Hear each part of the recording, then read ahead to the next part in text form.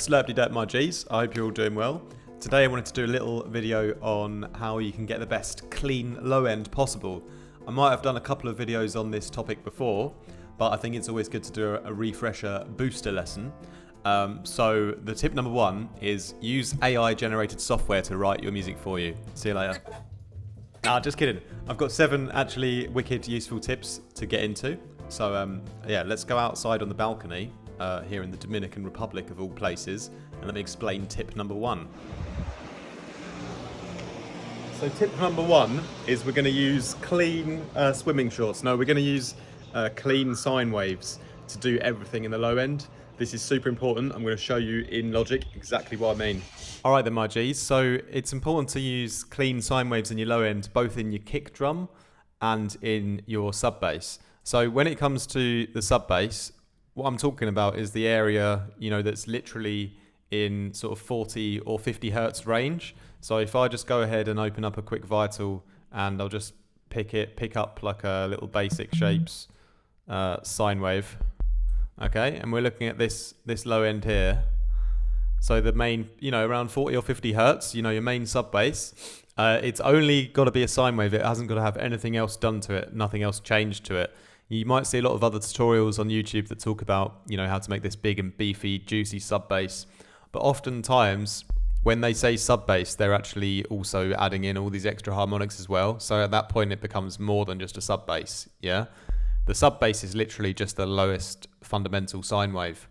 And if as soon as you start to go away from that sine wave, you're going to slowly start to sort of ruin the cleanliness of your low end. So use the sine waves to your advantage, because they're the most powerful waveform, because that's what a speaker can replicate the best in the low end. So if you try to go away from it, you're going to give the speaker more work to do. So it's counterintuitive. So you've got to have a sine wave in your low end, and you don't have to change it. And the same with your kick drum. Now your kick drum obviously has a lot of higher frequencies and everything as well, but you want to look for those kick drums that have a nice and punchy kind of round, like clean kind of low end sound to them. Okay, so I've got like a whole drum group here already, but what you'll notice when you just kind of see here briefly the kick drum, you see how it's got a very, very obvious kind of sine wave kind of feel and look to it. So that's something you want to look for in your kick. It's got to have that nice natural sine wave in the low end. So keep things basic, let the speaker do its job properly, and select those sounds for the low end that are just pure sine wave power. So tip number 2 is you're going to use the correct volume levels for your kick and your sub. This is super important because you're going to use it as a foundation to build everything else off of. So yeah, let me show you exactly what I mean. So next up, I'll talk about getting your correct kick and sub volume. And yeah, this is really important because that if you get the volume of those things right, you will be able to build the whole track around that. And the reason why it's important to build a track around that, for example, is because the elements that take up the most room in the mix, and therefore if you don't get those right, the rest of the mix will suffer. So if we've got, for example, I've got like a little kind of bass loop here. It's got sub bass in already.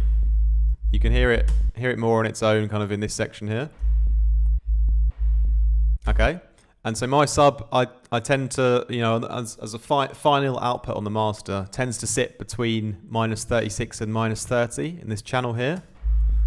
You can see it's quite nice and high up there. So you want to start with that right at the beginning of your production process, because if you go further into the track, writing it, at a different level, different volume, then you're going to have to make these adjustments later on. So it's better to just start off with your sub bass at that volume, and then get the side chaining to it right. We'll talk about that in a moment, and then build the rest of the track off that.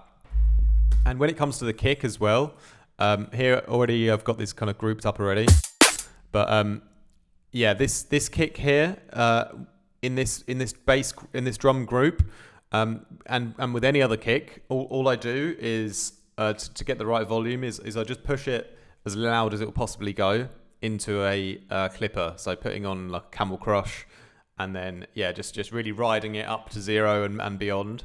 And you just pay attention to when you start to destroy that sine wave. Like I talked about earlier, the sine wave in the low end of the kick, if it goes too high, it will start to distort the kick drum, and you'll be able to hear it. So the point that it gets to a point of no return.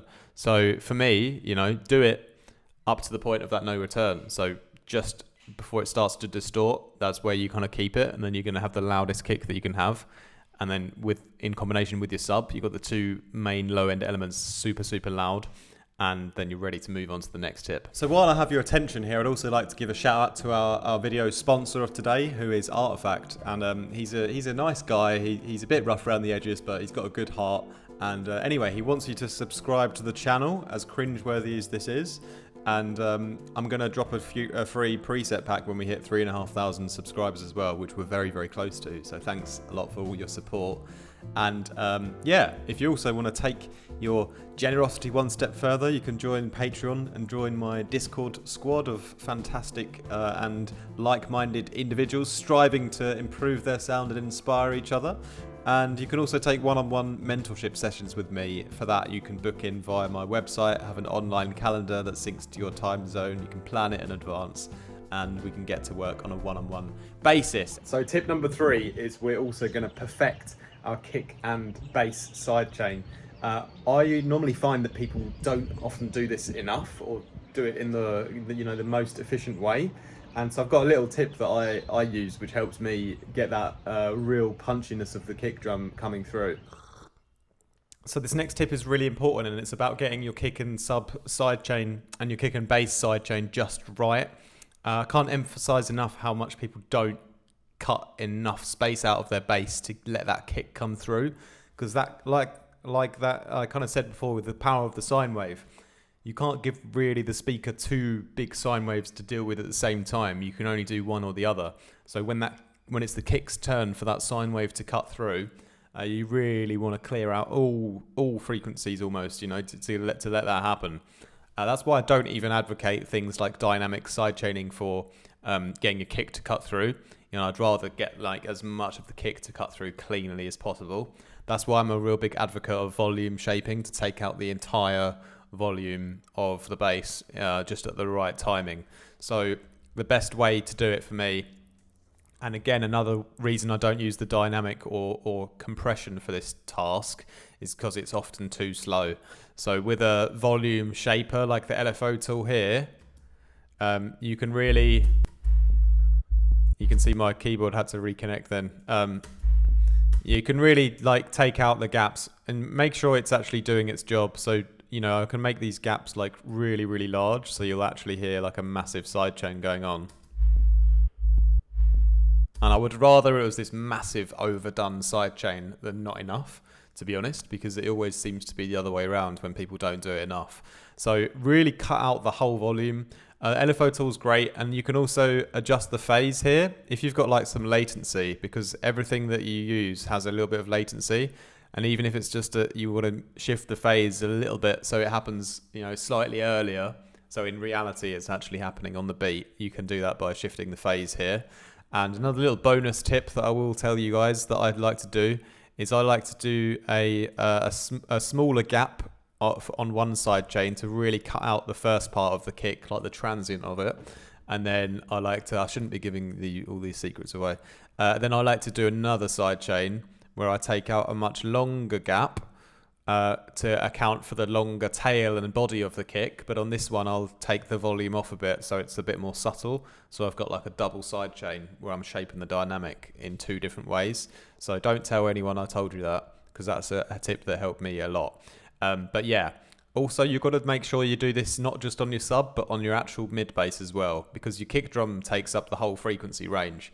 So, when you get up to the high end, it does become a little bit less important, but in that low mid-range area, still around between 100 and 500 or whatever, it's still going to be massively conflicting with your mid bass, your kick that is. So don't neglect side chaining your mid bass as well as your sub. If they're together as one, perfect. If they're not, group them and then do it, whatever. Just make sure you really pay attention to the kick and let it really shine through like uninterrupted for as long as it needs for the tail and for the main body of the kick to also be heard. Let's move on to the next tip. So tip number 4 is we're going to check for low EQ rumbles in other sounds.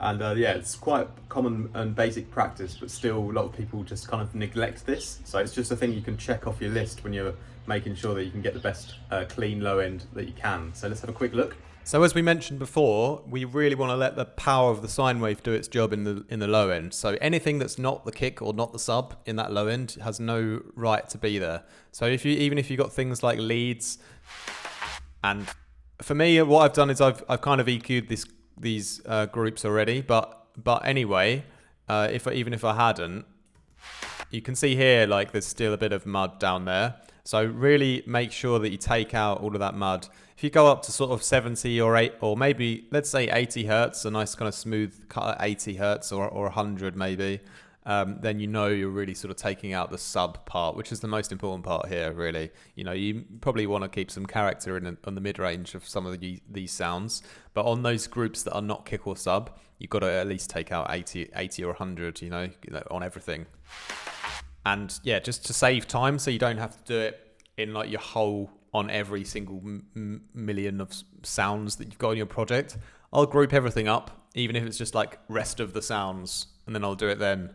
Or like, you know, having things in leads, effects, pads, whatever is obviously like is more efficient. But if you have to, just group it all into one thing at the end and then just put a low cut on that and make sure that it's not going to conflict with your sub and kick and everything. So that's the easy one. Let's move on to the next tip. So my 5th tip is another EQing ting. And basically this is just mid-side EQing. So as important as it is to check the EQ low end, so you've got no rumble in those sounds that don't need to have bass in. We can also improve the whole low end by doing some mid-side EQing on everything. So let's go. So next up, we also need to make sure that we are checking the mid-side EQing on everything. This is literally on everything: bass, sub, kick, rest of your sounds, whatever. You want to really like. There is no place in the universe where a speaker can realistically replicate a stereo image in the low end, sort of below 100 or 80 hertz. So any side information you leave in this low end is purely giving the speaker a job to do that it cannot do. So you've got a mid-side EQ everything. If you don't, you're nothing but a fool. And one tip that's actually useful, which is not just me insulting you, is I like to do my mid-side EQing. You know, so I only care about the sides. I don't need to EQ the mids. Like, what's the point? I don't see the point in EQing your mids ever. I only EQ the sides so I can take out the sides, basically. That's as simple as it is. And the reason why, the little tip that I wanted to give you guys was I like to do it on different groups and sounds individually rather than just on the master. Of course, you could do a master side cut at sort of 90 hertz or 80 hertz to make sure everything is gone down there. But I like to have extra control and take things up a bit higher on some groups, but not on other groups. So what that does is it allows a little bit more space in the low stereo field, because you can have some stereo, you know, around 150 or something like that. But what I like to do is often is leave that stereo space for like the basses, for example, but take the drums up a little higher. So the drums are a little bit more mono in the low end. You could go the other way around too. You could have your drums a bit more stereo here, but your bass a little bit more mono, and then take the bass side cut up higher. So, but having the idea is to have a little bit of a contrast, a little bit of a difference as to what you're allowing a bit more stereo in the low end with, and what you're going to take it up a bit higher with. And remember, obviously, that the higher up you take your stereo, your side cut, the easier it is for the speaker to you know, push out the signal, and in turn the louder and cleaner your mixdown's going to be. But you sacrifice a little bit of stereo warmth, obviously. So it's about that balance, and yeah, grouping the sounds and then having a different cut on each one lets you have the control of which sound you want to have a bit more mono with more sort of clarity, and which sound you want to have a little bit more with a bit of stereo warmth in the low end. So yeah, remember, you can have a bit of stereo down here, but there's no point in having any down sort of below 80, to be honest. So yeah, let's move on to the next tip. Tip number 6, we're in the secret second balcony, and this is the saturation balcony. So the other important thing is that I love to saturate sounds because you can really get the best out of them, but you need to avoid saturating your low end too much. That's why multi-band saturation is great, but let me explain a little bit more in detail what I mean. Yeah, so my next tip is to not oversaturate the low end. And I'm a massive fan of saturation. I think it's imperative to getting a great sound. I think that it's often, people often use compression on groups, and still to this day, I just don't understand why the hell you're using a compressor. You can't even explain it to me. You can't explain what a compressor does, but you're using it on every group. Like, what are you actually doing? Because just because everyone says, oh, you have to put a compressor on the group to glue it together, you don't know what a compressor's doing, so why are you using it? It makes no sense. What a compressor does is it takes the high... this is a whole nother video. We'll do that another time. Sorry if I triggered anyone there. I'm just messing around. But saturating is something I really advocate, because you can increase the details and the volume and squeeze the juice out of the sound and get it to really, get to that max volume. The problem is, if you saturate the whole frequency range, let's say you're on your bass group or on your drum group, both of these groups contain that low powerful sine wave that we talked about earlier in the sub bass or in the drums. Like in the kick drum, there's that low powerful sine wave. When you saturate the whole thing, it's going to saturate that low powerful sine wave, and it's going to turn that low powerful sine wave into something that is no longer a low powerful sine wave, because it's a saturated sound now. So that's why I'm an advocate for dynamic saturation, because, for example, on this bass here, if I really wanted to, get that saturated sound, I could just, turn up, really drive up the high end, and just get a nice, pick a nice spot here, maybe 600, 700, and everything below then is untouched, and it's still going to have that pure sine wave in that hasn't been messed around with. But I've got that added benefit of all the high end saturation. So it sounds really nice, doesn't it? Compared to before. Yeah, so you really hear the difference in the detail, but the low end is still clean and powerful. So that's one thing to avoid saturating your low end or driving it too much. Just remember the power of the sine wave. It's already good enough how it was. That kitchen sink is not clean. Finally, what we also need to do is keep our kitchen sink clean. Now, we need to keep our master channel clean. In it, bruv. That's one of the most important things. It's going to get your low end to sit at the right level and make everything else pop. So let's have a quick look at how I run my master channel one more time for the people at the back. Yeah, my last final tip, something I harp on about, on a daily basis, keep your master clean. Yeah, artifacts, that's great, but I want to saturate and I want to boost and limit things so it sounds good straight away. No, don't do that. Naughty. So what you're doing is you're trying to shortcut the process, and in turn you're actually gonna ruin your sound. You're going to be limited by the algorithm of whatever limiter it is that you're using is performing on all of your individual sounds. Everything is going to be affected by that. You're not going to be the one in control of the details, and the devil is in the details. You need to be the one who decides the details, and you need to fine tune your ears and train your ears more until you can decide on all of the details of the sound, of which little parts need to be loud and which little parts need to be quiet. So that's super important for me. So that's why I keep my master as clean as possible. And here it is, my master. And what you've got, I've got a gain utility before. I don't want to gain things on the master channel here. I want to keep it at 0, because if I gain it up, it's going to go into the red. And we want to keep that at 0. So we want to do the gaining with a plugin, because what we have is a gain here which goes into a clipper. Yeah, so the clipper's going to cut everything at 0, so nothing will go above it. And then what we can do is, if we want to turn the track up, we can gain it into the clipper. So we're still keeping that ceiling on there that needs to be on there, because that ceiling will make sure that what you're hearing as you're doing it is going to be the same as what you hear when you bounce the track out. So that's why we have the ceiling at 0.